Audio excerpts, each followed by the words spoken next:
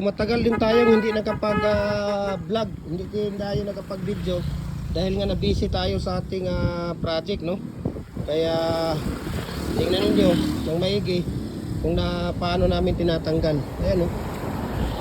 Wow! Grabe naman 'yun. 'Di ba? Hindi ka pa mapapa-inlove diyan, no?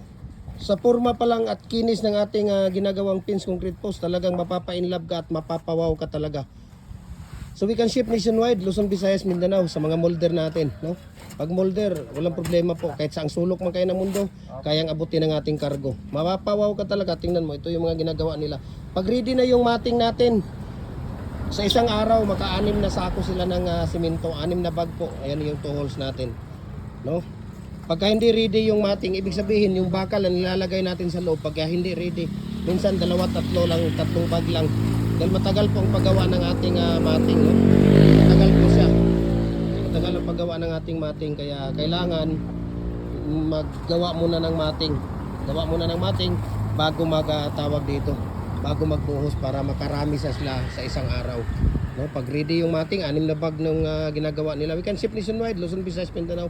Kahit saang sulok mo kayo ng mundo, kayang abutin ng ating kargo. Mabuhay and God bless. At ipapakita ko sa inyo mga maliliit dito natin ng mga molder. Ayan, so itong molder na to 3 3/4 yan, double. Ayan, 3 3/4 na double. Yung isa naman 3 3/4 na single. Ito ay papadala natin ito sa kay Mujib H. Hakilan ng Lamitan City, Basilan. Ito po yung order na ipapadala natin ngayon ito. Okay?